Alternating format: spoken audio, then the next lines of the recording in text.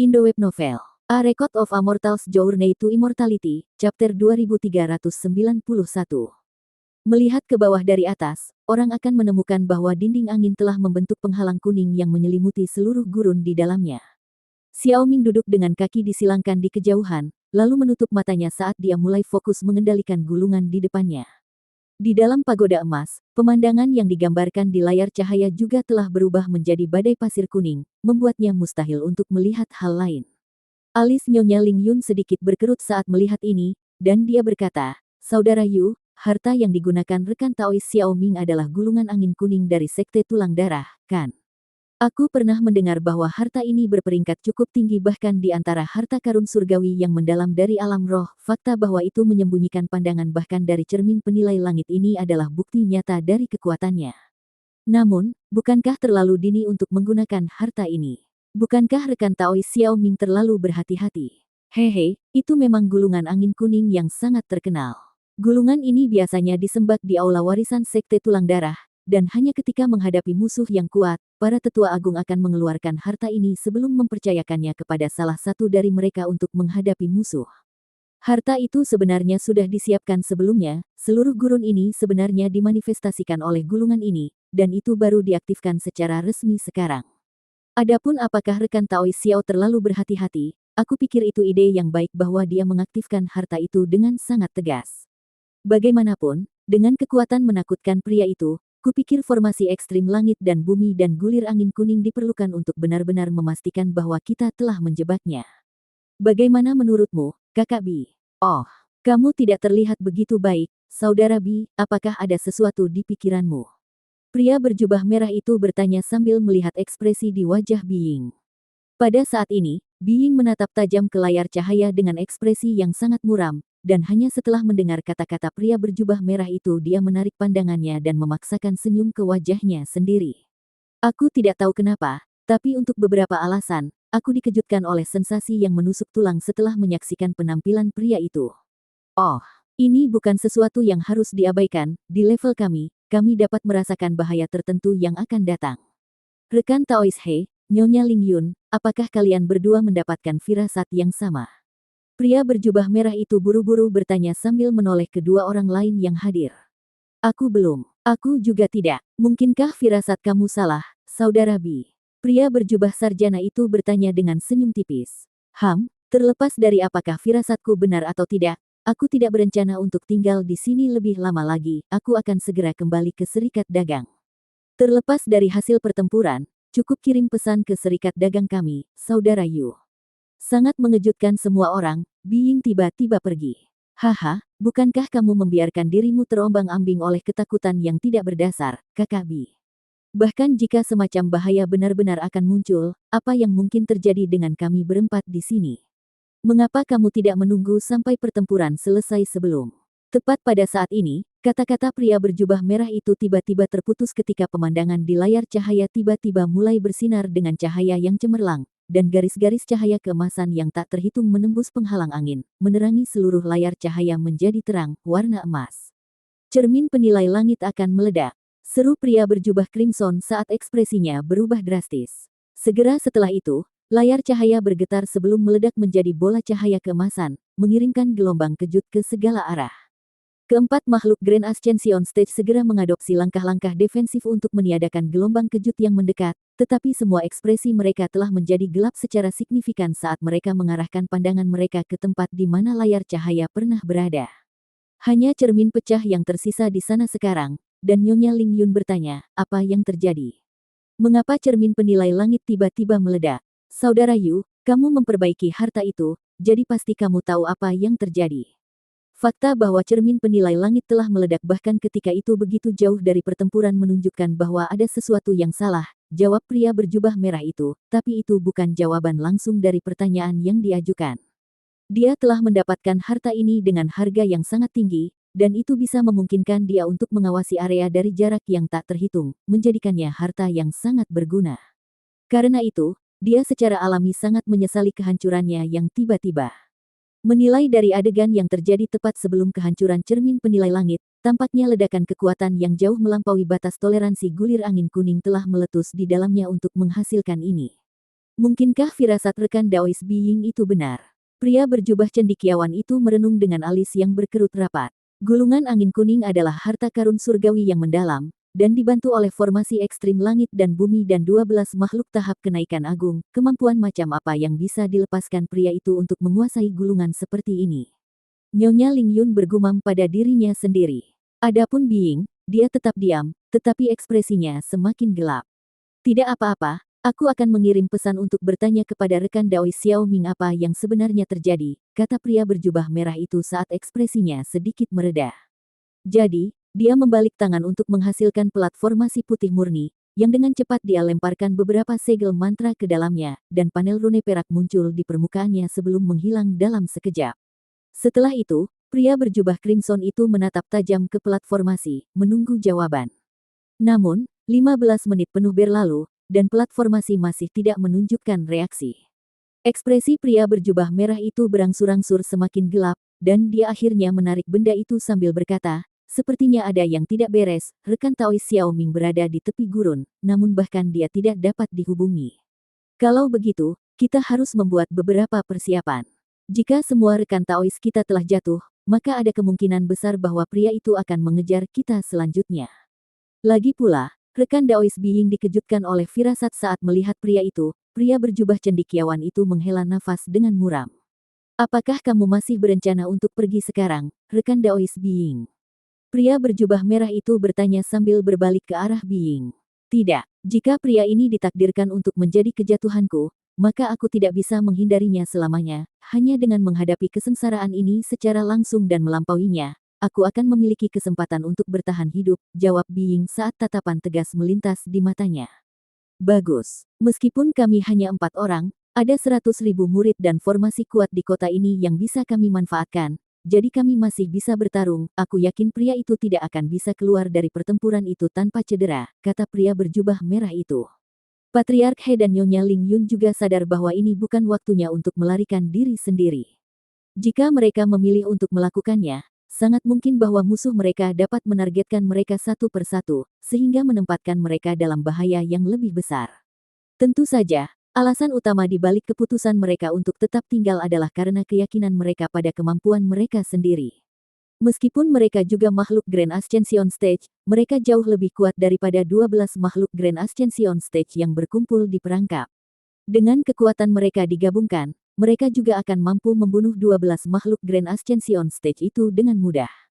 Dengan demikian, mereka berempat dengan cepat meninggalkan aula dan mulai mengeluarkan serangkaian perintah kepada murid-murid mereka. Sementara itu, gurun telah sepenuhnya berubah menjadi dunia api emas. Serangkaian gunung emas berapi-api yang tingginya lebih dari 10.000 kaki telah muncul di tanah di bawah, merobek seluruh formasi super dan melepaskan awan emas yang berapi-api ke langit. Di kaki gunung berapi ada tumpukan mayat hangus, dan formasi cahaya di langit telah disegel di dalam lapisan es glasial biru, membuatnya benar-benar tidak bisa bergerak. Di tengah gunung emas yang berapi-api berdiri raksasa emas yang tingginya lebih dari 10.000 kaki. Raksasa itu memiliki pola roh emas di sekujur tubuhnya, dan penampilannya benar-benar identik dengan Maliang, kecuali salah satu matanya menyala dengan nyala api kemasan, sementara yang lain memancarkan ki glasial biru.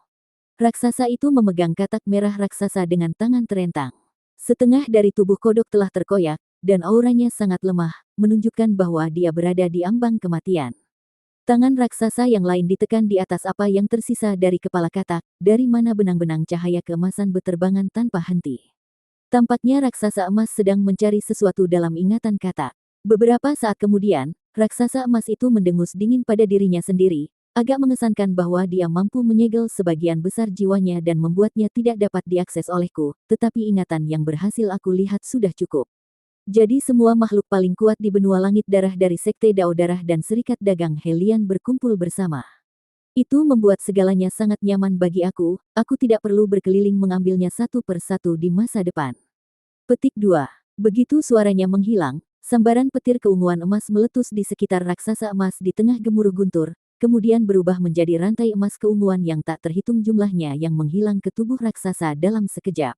Raksasa emas itu mengeluarkan erangan teredam, dan katak merah dalam genggamannya langsung dibakar menjadi abu oleh semburan api emas. Setelah itu raksasa itu dengan cepat kembali ke bentuk manusianya sebagai pemuda berjubah hitam. Ma Liang kemudian memuntahkan beberapa suap darah emas, dan wajahnya semakin pucat. Pada saat yang sama, gunung-gunung emas yang berapi-api di bawah menghilang seolah-olah itu tidak lebih dari sekadar ilusi.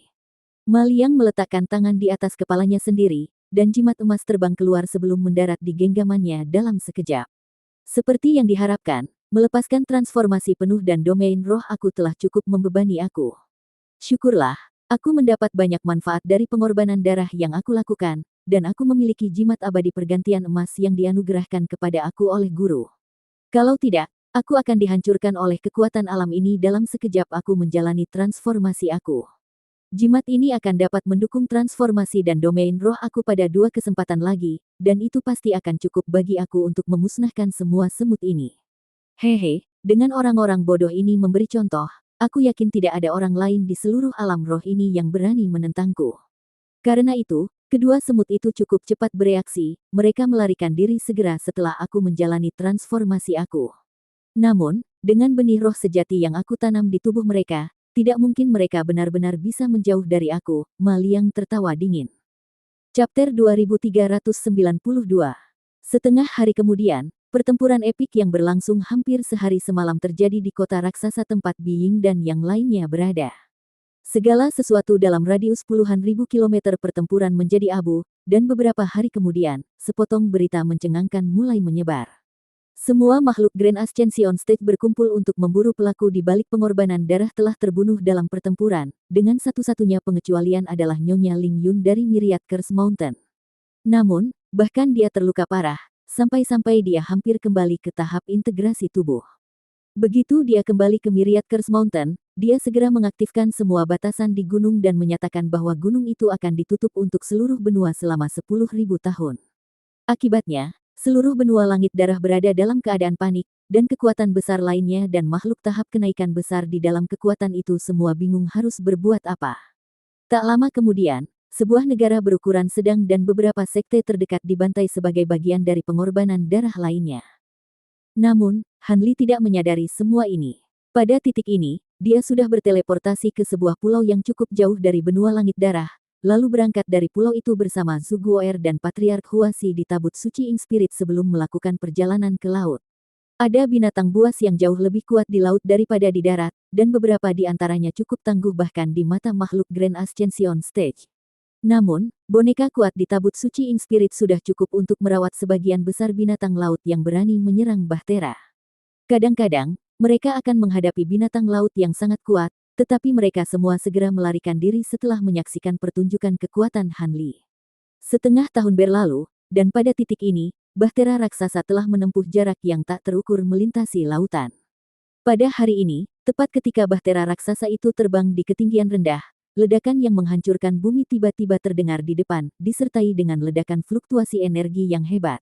Patriark Huasi berdiri di depan Bahtera, mengendalikan arah penerbangannya, dan ekspresinya segera berubah drastis setelah merasakan fluktuasi energi yang kuat ini. Dia buru-buru terbang ke kabin Bahtera, dan beberapa saat kemudian, Han Li muncul dari kabin dengan cara yang tidak tergesa-gesa dengan Zhu Guo'er dan Patriark Huasi mengikuti di belakangnya.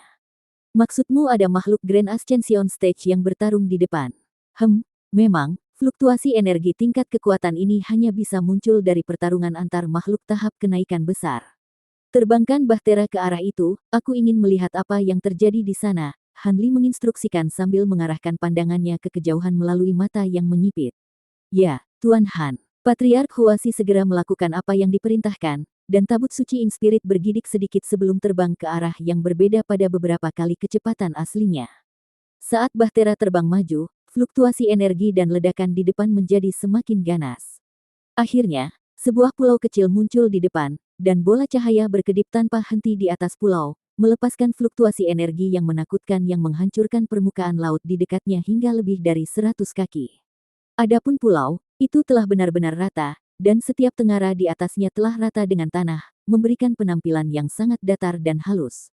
Han Li mengintip ke kejauhan melalui mata yang menyipit dan dengan cepat memastikan situasi yang terbentang di depan. Di dalam bola cahaya yang meledak ada 3 binatang laut besar, yang telah mengepung dan menyerang Wim Perak. Binatang laut terdiri dari kuda laut raksasa, penyu hijau besar, dan gurita biru pegunungan. Mereka semua mengeluarkan aura kekerasan dan melepaskan berbagai jenis serangan ganas, yang semuanya diarahkan ke Wimperak yang mereka kepung. Ketiga binatang laut itu semuanya mendekati Grand Ascension Stage rata-rata yang berkuasa, tetapi mereka penuh dengan luka. Beberapa bagian dari cangkang penyu hijau telah retak, dan darah hijau mengalir keluar dari celah-celah itu, sementara gurita raksasa memiliki sebagian besar tubuhnya hangus hitam, dan beberapa tentakelnya telah hilang. Sebaliknya, kuda laut itu tampaknya benar-benar tidak terluka, tetapi ada cincin emas berkilauan yang terkunci di sekitar setengah tubuhnya, membuatnya terasa lebih lambat daripada dua binatang laut lainnya. Wimperak yang diserang oleh ketiga binatang itu dalam keadaan yang lebih menyedihkan, tidak hanya ekornya dan salah satu cakar depannya hilang, sebagian besar sisik peraknya telah dilucuti, dan untuk beberapa alasan, ia mengeluarkan banyak darah dari matanya. Meski begitu, itu masih bisa menahan ketiga binatang laut itu saat kilat perak berkedip tanpa henti di sekitarnya. Tatapan Hanli langsung jatuh ke perut Wimperak, di mana ada binatang ungu kecil meringkuk menjadi bola. Itu mencengkeram erat ke salah satu sisik Wimperak dengan cakar kecilnya, tapi itu benar-benar tidak bergerak, dan tidak jelas apakah itu mati atau hidup.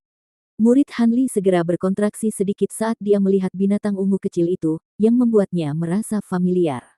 Tabut suci Ing Spirit sangat besar, dan Hanli tidak berusaha menyembunyikannya, sehingga secara alami menarik perhatian tiga binatang laut dan Wimperak. Namun, mereka berempat saat ini berada di titik kritis dalam pertempuran hidup dan mati mereka, jadi meskipun ada orang luar yang mendekat, mereka tidak bisa berhenti. Sebaliknya, pertempuran mereka tiba-tiba menjadi lebih berbahaya dan ganas. Di hadapan ketiga lawannya, Wimperak itu baik dan benar-benar berada di belakang, dan berada dalam bahaya yang ekstrim. Tepat saat bahtera raksasa akan mencapai 4 binatang, Hanli tiba-tiba berteriak, berhenti. Suaranya tidak terlalu keras, tapi itu seperti ledakan petir di telinga keempat binatang itu, dan mereka bergidik sebelum tanpa sadar tersandung ke belakang, sehingga membuat pertempuran terhenti. Tiga binatang laut secara alami marah pada intervensi Hanli, dan mereka berbalik ke arah Hanli bersamaan dengan ekspresi ganas, kemudian menggabungkan tiga aura menakutkan mereka sebelum mengirimnya meluncur ke arah bahtera raksasa seperti tiga gunung yang tak tergoyahkan. Hanli memberikan harum dingin setelah melihat ini, dan dia membuat segel tangan, di mana Provenance True Devil Projection besar muncul di belakangnya di tengah kilatan cahaya keemasan. Proyeksi membuka 6 matanya, dan Hanli melepaskan aura yang beberapa kali lebih tangguh daripada aura gabungan dari tiga binatang laut. 4 aura bentrok di tengah ledakan gemuruh, dan tiga binatang laut segera dikirim terbang tanpa bisa menimbulkan perlawanan. Hanya setelah terbang kembali sejauh lebih dari 1000 kaki, mereka berhasil menenangkan diri dengan ekspresi khawatir, dan kuda laut raksasa itu bertanya, "Siapa kamu, dan mengapa kamu ikut campur dalam bisnis kami?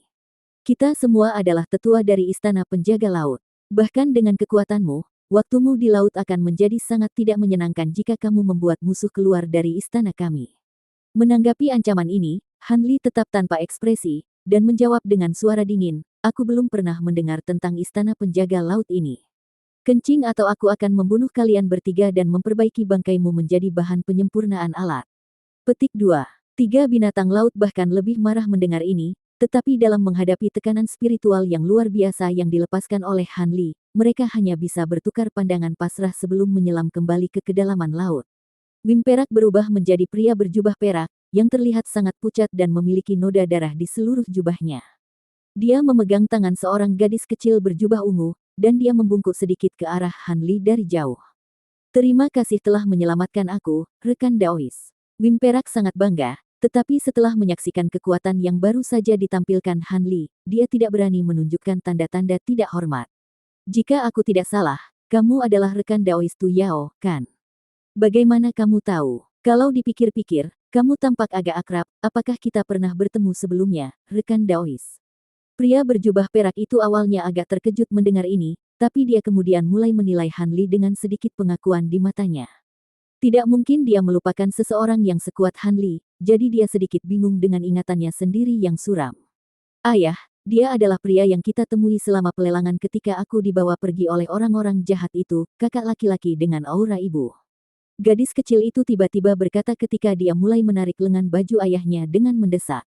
Memang, Pria ini tidak lain adalah Wim berwajah manusia Grand Ascension Stage yang telah menerobos ke dalam pelelangan Cloud City bertahun-tahun yang lalu, dan gadis kecil ini adalah keturunan langsungnya, yang telah ditangkap dan hampir dijual sebagai barang lelang. Apa? Itu kamu? Pria berjubah perak tercengang mendengar ini, dan dia berjuang untuk menyamakan pria kuat yang tak terduga ini dengan kultivator tempering spasial yang pernah dia temui bertahun-tahun yang lalu. Aku juga tidak menyangka akan bertemu denganmu di sini, rekan Daoistu. Kami hanya pernah bertemu sekali, tapi aku pikir kami memenuhi syarat sebagai kenalan.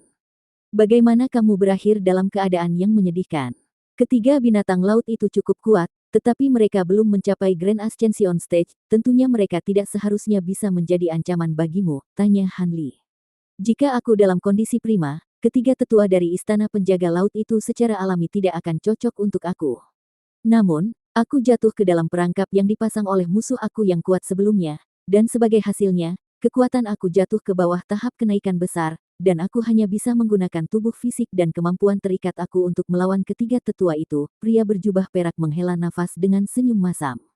Jadi begitu, jika kamu tidak keberatan, apakah kamu bersedia membiarkan aku memeriksa kondisi kamu saat ini?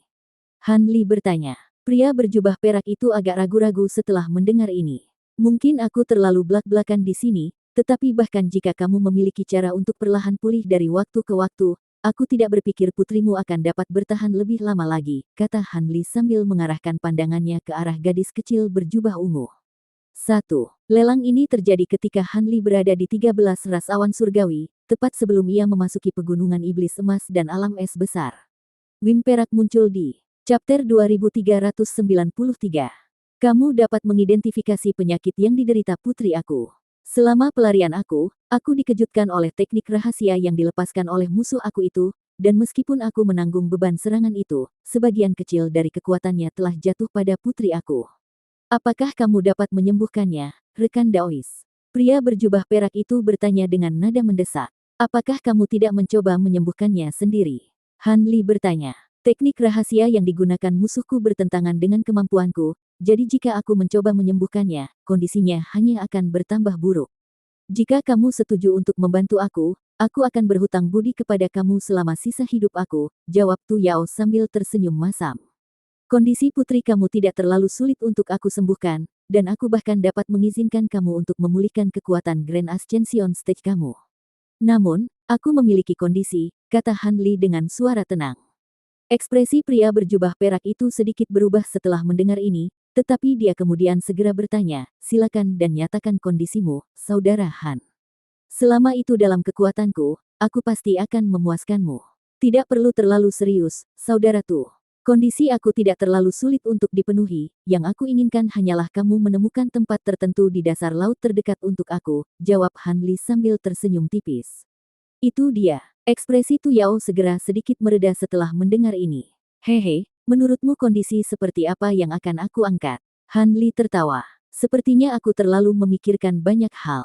Dengan kekuatan yang baru saja kau tunjukkan, aku bukanlah tandinganmu bahkan di puncakku, jadi tidak perlu bagimu untuk mencoba dan menipuku.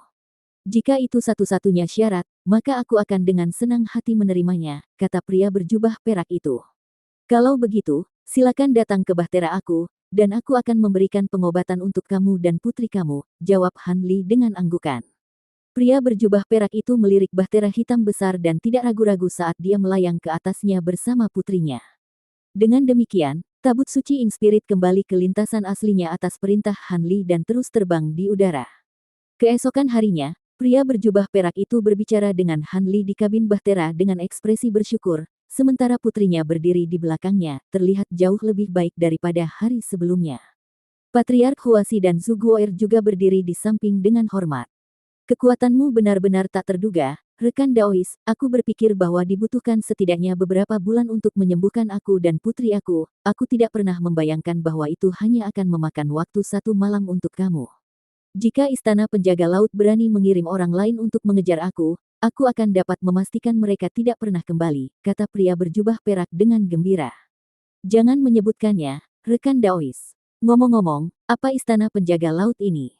Ketiga tetua istana itu bukanlah sesuatu yang istimewa di mata kita, tetapi mereka jelas lebih kuat daripada kebanyakan makhluk tahap integrasi tubuh, kata Han Li sambil mengelus dagunya sendiri.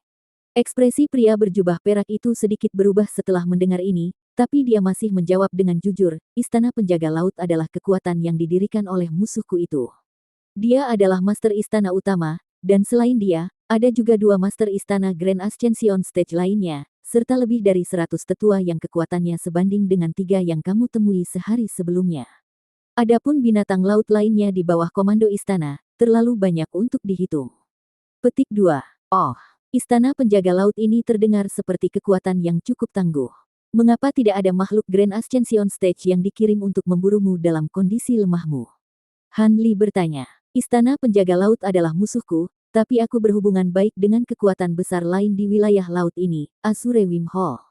Setelah melepaskan teknik rahasia untuk melarikan diri dari musuh aku mengirim pesan SOS, dan teman baik aku di Azure Wim Hall mengorganisir serangan skala besar ke Istana Penjaga Laut, sehingga mencegah dua penguasa Istana Panggung Kenaikan Agung lainnya dari bisa mengejarku.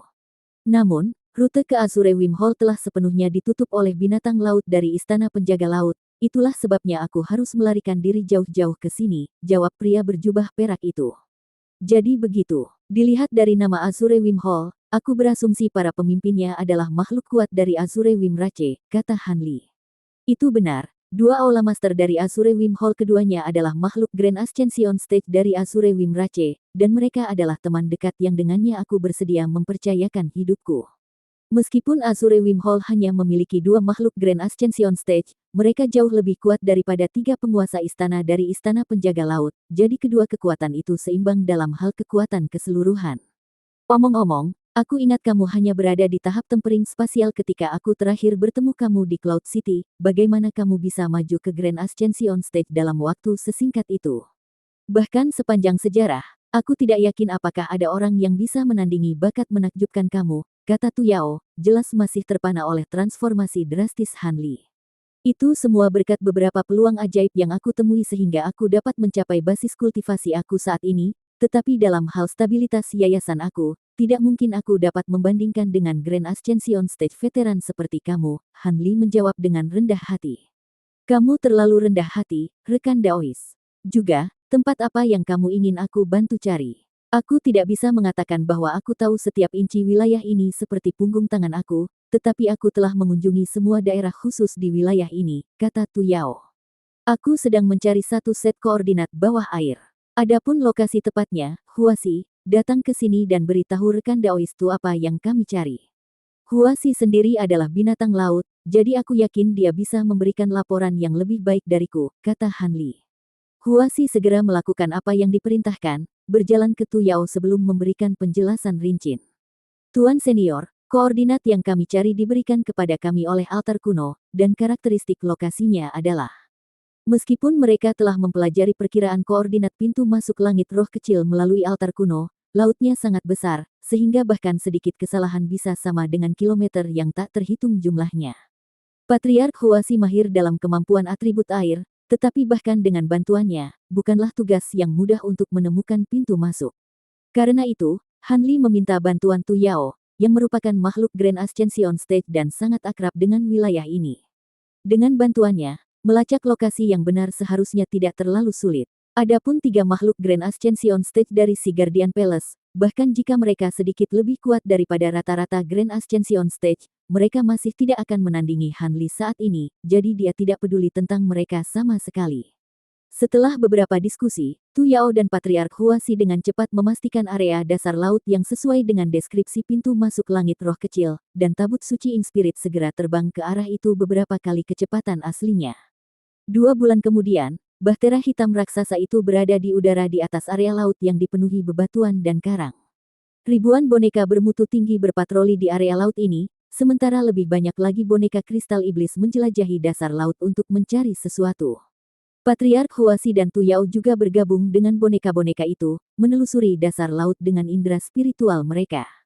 Sementara itu, Han Li duduk di geladak bahtera, bermeditasi dengan mata tertutup. Su Guoer tampaknya berdiri dengan sabar di sisinya, tetapi pandangan sesekali dia mengarah ke laut di luar bahtera secara alami tidak luput dari perhatian Han Li. Kenapa kamu begitu gelisah? Ini adalah tempat yang mereka berdua tentukan sebagai lokasi pintu masuk yang paling mungkin, jadi putusan pasti akan segera disampaikan kepada kami, kata Han Li sambil matanya tetap tertutup. Aku hanya khawatir bahwa ini akan menjadi perjalanan yang sia-sia.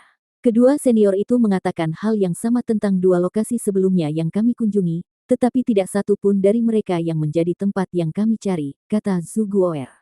Laut sangat besar, dan dunia bawah laut sangat kompleks, jadi tidak mengherankan jika kesalahan akan dibuat. Namun, aku punya firasat bahwa ini adalah tempat yang kita cari, jawab Han Li sambil tersenyum. Zhu Guoer sangat gembira mendengar ini. Dengan kekuatanmu, aku yakin firasatmu benar. Tiba-tiba, mata Han Li sedikit menyipit saat dia mengarahkan pandangannya ke arah tertentu. Sepertinya aku harus mengurus beberapa tamu yang tidak diinginkan. Sementara itu, sekelompok binatang laut telah muncul di permukaan lautan ratusan ribu kilometer jauhnya. Hewan laut ini bervariasi secara drastis dalam ukuran dan penampilan, dan ada begitu banyak dari mereka sehingga mereka menutupi hampir setiap inci area dalam radius 100 km.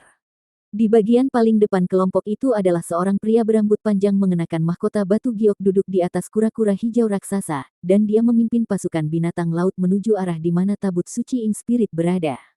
Tepat di belakang penyu hijau raksasa adalah kuda laut besar dan gurita biru pegunungan. Aku bisa merasakan bahwa pria itu ada di depan. Beraninya dia menggagalkan rencana istana kita. Dia pasti memiliki keinginan mati. Siapkan formasi binatang buas yang tak terhitung jumlahnya, aku akan menjebaknya di sini dan memakainya sampai dia mati. Pria berambut panjang itu tiba-tiba memerintahkan dengan suara dingin. Sebuah tanduk segera ditiup di dalam pasukan binatang laut, dan semua binatang itu beraksi, dengan cepat mengatur diri mereka menjadi formasi yang dalam bahkan ketika mereka terus berbaris maju. Pasukan binatang laut yang begitu besar secara alami dengan cepat menarik perhatian sekelompok boneka lapis baja yang berpatroli di daerah terdekat, dan mereka segera terbang ke tentara binatang laut. Ini adalah sekelompok sekitar selusin boneka, dan mereka dipimpin oleh boneka perak, yang menyatakan dengan suara dingin, berhenti. Tuan kita sedang melakukan sesuatu di depan, semua orang luar harus berhenti di sini atau menghadapi kematian. Ekspresi pria berambut panjang itu segera menjadi gelap setelah melihat ini. Penghinaan apa? Begitu suaranya menghilang, sekitar selusin binatang laut yang kuat di belakangnya membuka mulut mereka secara serempak, melepaskan serangkaian serangan kuat yang hampir seketika meledakkan boneka-boneka itu menjadi potongan-potongan yang tak terhitung jumlahnya. Tanda hubung. Chapter 2394. Pria berambut panjang itu kemudian melambaikan tangan, dan pasukan binatang laut segera melanjutkan. Tepat pada saat ini, fluktuasi spasial meletus di dekatnya, dan seutas benang tembus keluar dari udara tipis tanpa peringatan, lalu langsung mencapai pria berambut panjang itu seolah-olah melalui teleportasi sebelum berubah menjadi seberkas pedang tembus pandang Ki. Pria berambut panjang itu agak terkejut dengan serangan ini, tetapi tetap tenang dan membuka mulutnya untuk melepaskan bola cahaya ungu, yang langsung berubah menjadi perisai raksasa yang penuh dengan pola ungu. Pada saat yang sama, dia membuat segel tangan, memunculkan penghalang air biru yang langsung membanjiri seluruh tubuhnya. Detik berikutnya, pedang tembus pandang Ki merobek perisai raksasa dan penghalang air seperti pisau panas menembus mentega, lalu berputar di sekitar tubuh pria berambut panjang itu seperti kilat, membelahnya menjadi dua tepat di depan tatapan herannya. Dua bagian tubuh pria berambut panjang itu langsung meledak menjadi gelembung yang tak terhitung jumlahnya, dan gelembung semi-transparan ini melesat ke segala arah. Tepat pada saat ini, pedang tembus pandang Ki memudar, dan sosok mini keunguan emas muncul sebelum menyapu jari ke arah tertentu, melepaskan seberkas pedang tak terlihat Ki yang langsung menyapu salah satu gelembung yang melarikan diri. Gelembung itu segera berubah menjadi sosok humanoid mini yang identik dengan pria berambut panjang dalam penampilan. Meskipun memiliki beberapa harta pelindung yang kuat untuk mempertahankan diri, semuanya dengan cepat dihancurkan oleh seberkas pedang Ki, dan sosok miniatur itu juga dihancurkan di tengah lolongan sedih.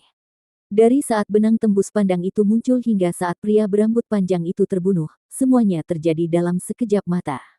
Tentara binatang laut bahkan tidak mendapat kesempatan untuk bereaksi, dan begitu mereka menyadari apa yang terjadi, mereka semua secara alami sangat marah.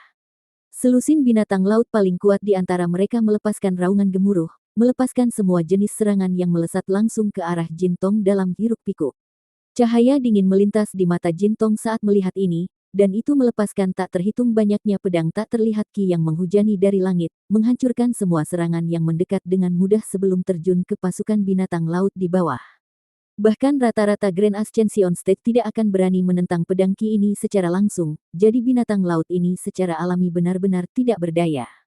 Gerombolan binatang laut langsung terkoyak oleh garis-garis pedang Ki, dan anggota tubuh yang tak terhitung jumlahnya melayang ke permukaan laut, yang telah ternoda merah oleh darah.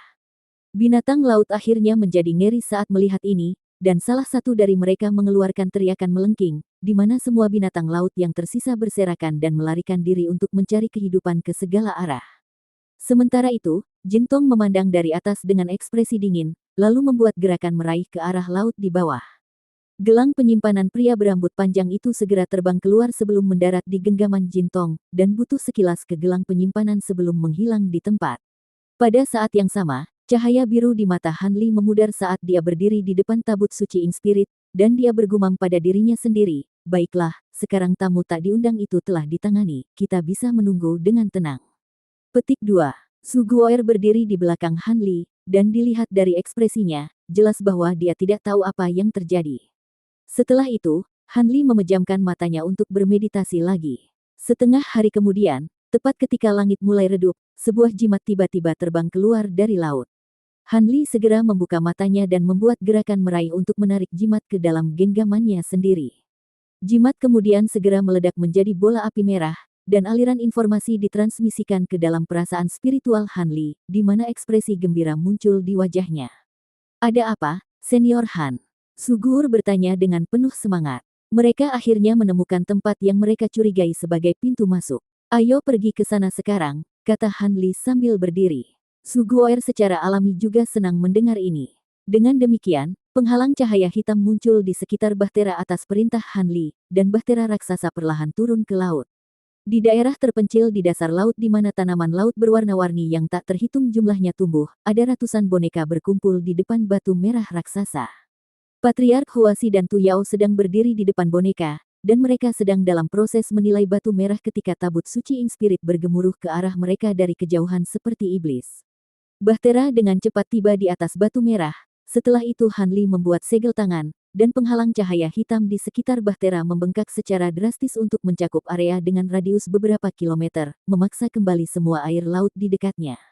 "Tuan Han, rekan Taois Han." Patriark Huasi dan Tu Yao segera mendekati Hanli setelah kedatangannya. Hanli tiba-tiba menghilang dari bahtera raksasa sebelum muncul tepat di depan batu merah raksasa. "Ini adalah tempat yang kamu maksud di jimat." "Betul sekali. Senior Tu dan aku telah memverifikasi putusan kami berulang kali, jadi seharusnya tidak ada kesalahan. Selain itu, kita dapat merasakan beberapa fluktuasi spasial merembes keluar dari area ini," jawab Patriark Huasi dengan hormat. "Rekan Taois Huasi benar, aku 80% yakin bahwa ini adalah pintu masuk yang kamu cari, Saudara Han," Tu Yao menimpali dengan percaya diri. "Terima kasih atas kerja kerasmu, Saudara Tu. Guoer, kemarilah," kata Hanli sambil melambaikan tangan ke arah Su Guoer, yang masih berada di bahtera. Su Guoer buru-buru terbang ke Hanli, yang menginstruksikan, "Ikutlah denganku dan kita akan memeriksa untuk melihat apakah ini memang pintu masuk ke langit roh kecil. Jika ya, maka Huasi juga akan masuk dengan bahtera dan bonekanya." "Ya, Senior Han. Seperti yang kamu inginkan, Tuan Han." Su Guoer dan Patriark Huasi keduanya memberikan tanggapan positif. Tu Yao berpendapat bahwa apa yang dilakukan Hanli agak berisiko, tetapi dia kemudian memikirkan kembali kekuatan menakjubkan yang telah ditunjukkan Hanli dan memutuskan untuk tidak mencoba menghalanginya. Segera setelah itu, Hanli melepaskan semburan cahaya spiritual yang menyapu Su Guoer sebelum terbang menuju batu raksasa. Permukaan batu besar yang tampaknya biasa sedikit melengkung, dan duo Hanli terbang langsung ke dalamnya, meninggalkan Patriark Huasi, Tu Yao, dan para boneka menunggu mereka di luar. Begitu Hanli terbang ke batu raksasa dengan Su Guoer, dia segera melambat, dan tubuhnya menjadi sangat lamban, seolah-olah dia telah terbang ke beberapa jenis pembatasan. Pada saat yang sama, fluktuasi spasial yang sangat redup di luar menjadi sangat jelas di sini, dan ada bola cahaya pelangi di depan yang perlahan berputar di tempat. Hanli mengarahkan indera spiritualnya ke dalam bola cahaya pelangi, dan matanya langsung menyala saat dia berubah menjadi kera emas yang tingginya lebih dari 100 kaki. Setelah transformasinya, kelesuannya segera berkurang, dan dia meraih Su Guoer sebelum melangkah menuju bola cahaya pelangi. Hanli kemudian terjun lebih dulu ke bola cahaya pelangi dan menghilang di tempat. Di alam lain, ledakan yang menghancurkan bumi terdengar di dalam hutan tertentu, dan sinar cahaya keemasan yang tak terhitung jumlahnya tiba-tiba meletus dari pohon pinus raksasa yang rimbun. Pohon itu kemudian bergetar sebelum meledak menjadi potongan kayu yang tak terhitung jumlahnya, meninggalkan kawah raksasa yang kedalamannya beberapa puluh kaki di tanah.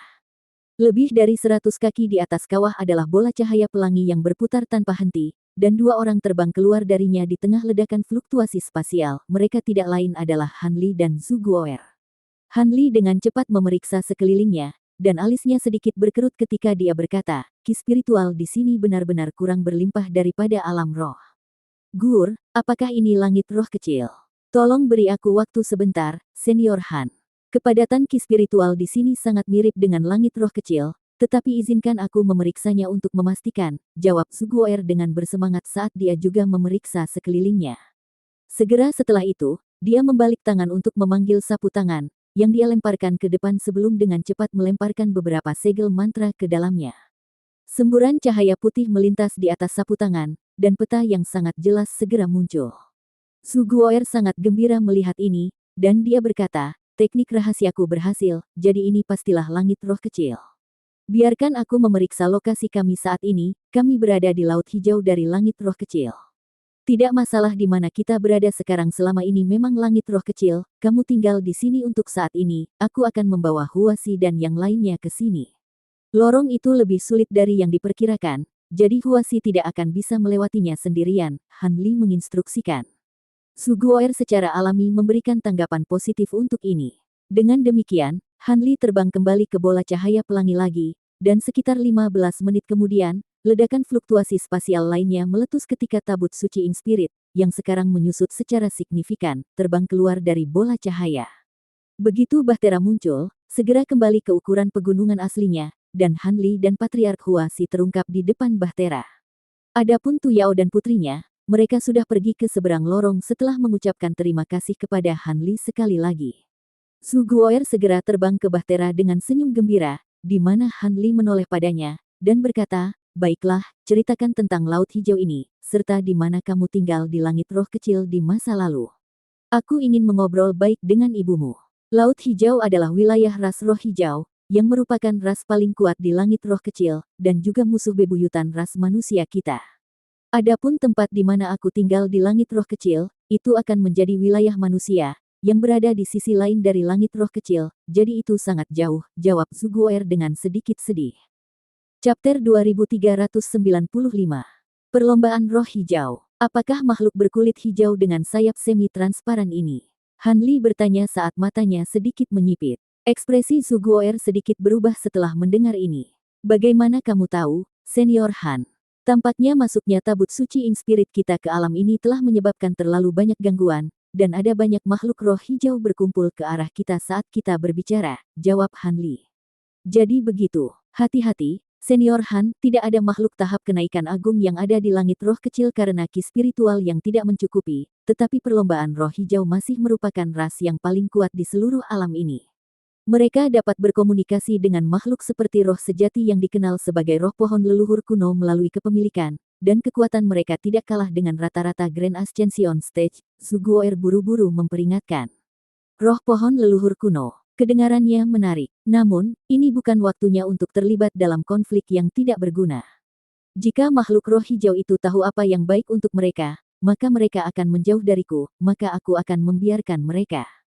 Namun, jika mereka berani mencoba menghalangi aku, maka aku tidak keberatan memberi mereka pelajaran.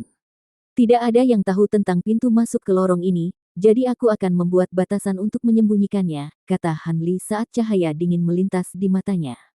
Segera setelah itu dia mengangkat selongsong untuk melepaskan serangkaian bendera formasi, yang berubah menjadi bola cahaya dengan warna berbeda sebelum menghilang ke ruang sekitarnya dalam sekejap. Han Li kemudian membuat segel tangan sebelum mengarahkan jari ke bola cahaya pelangi, melepaskan semburan rune 5 warna yang berubah menjadi penghalang cahaya untuk menyembunyikan seluruh bola cahaya. Dalam sekejap mata, bola cahaya pelangi dan penghalang cahaya keduanya menghilang, dan fluktuasi spasial samar yang berasal dari bola cahaya juga terputus.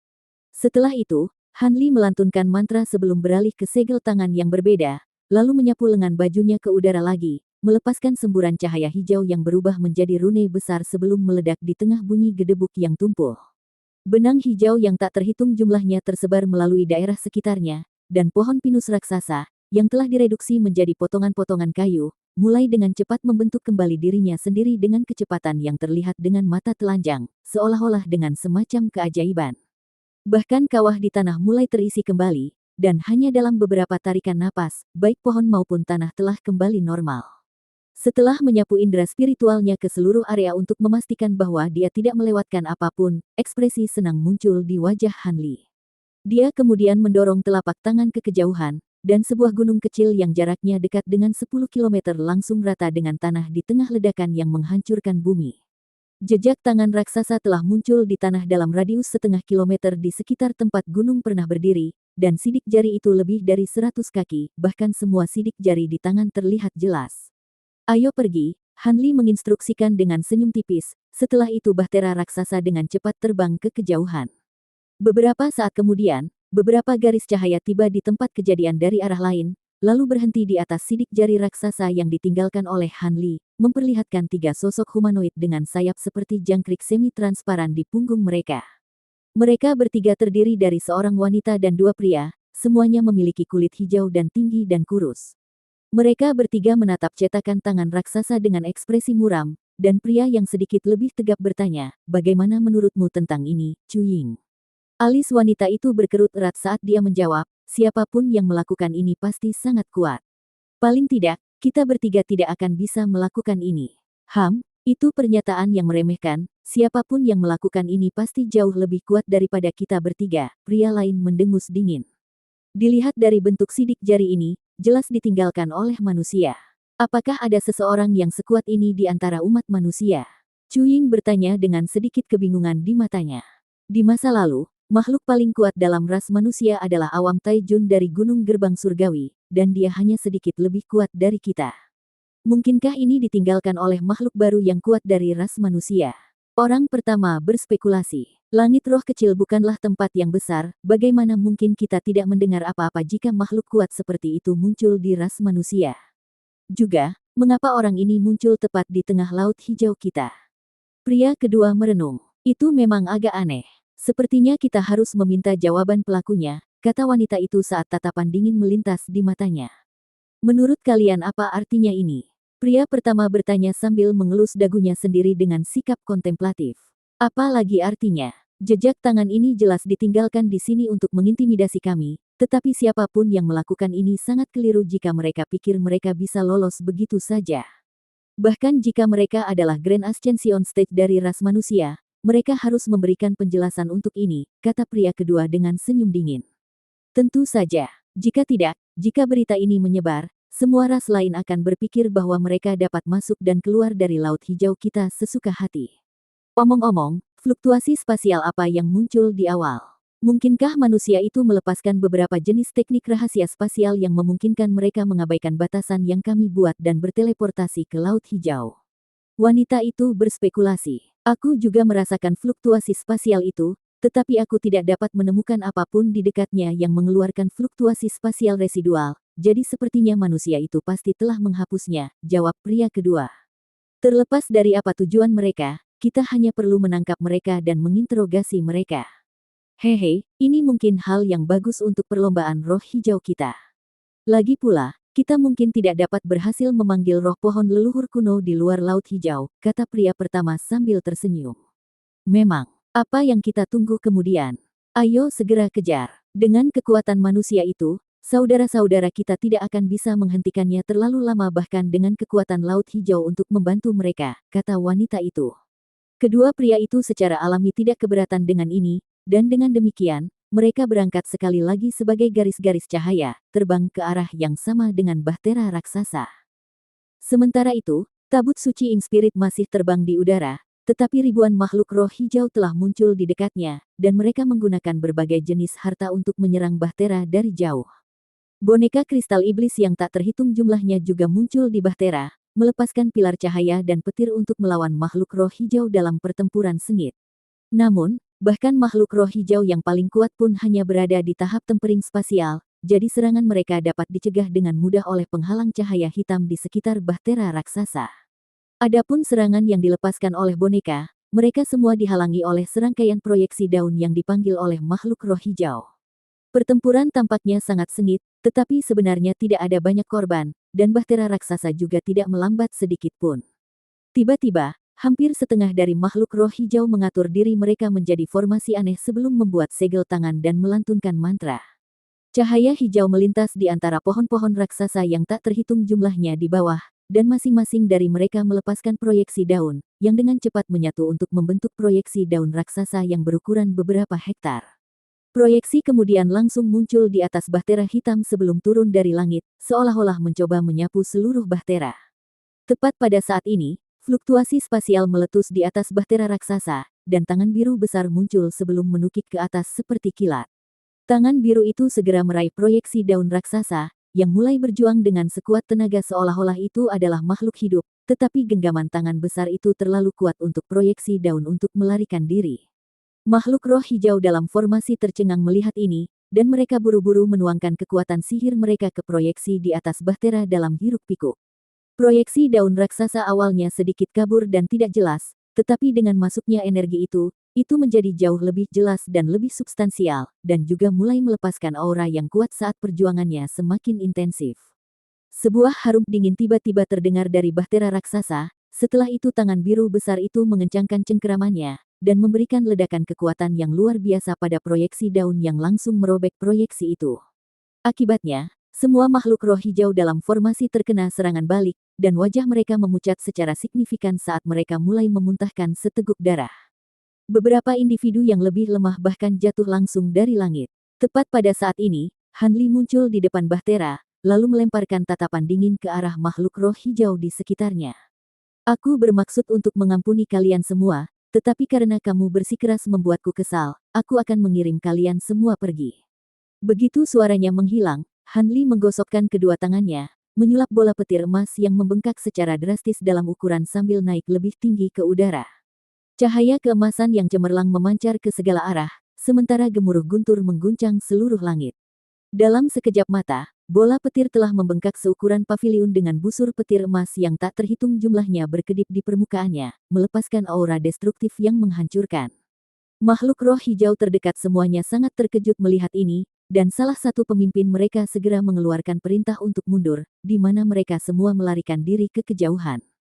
Namun, Han Li tidak akan membiarkan mereka lolos begitu saja. Tatapan dingin melintas di matanya saat dia menjentikkan segel mantra ke dalam bola petir raksasa, dan itu langsung meledak, mengirimkan busur petir emas yang tak terhitung jumlahnya menembak ke segala arah. Bersambung ke chapter 2396.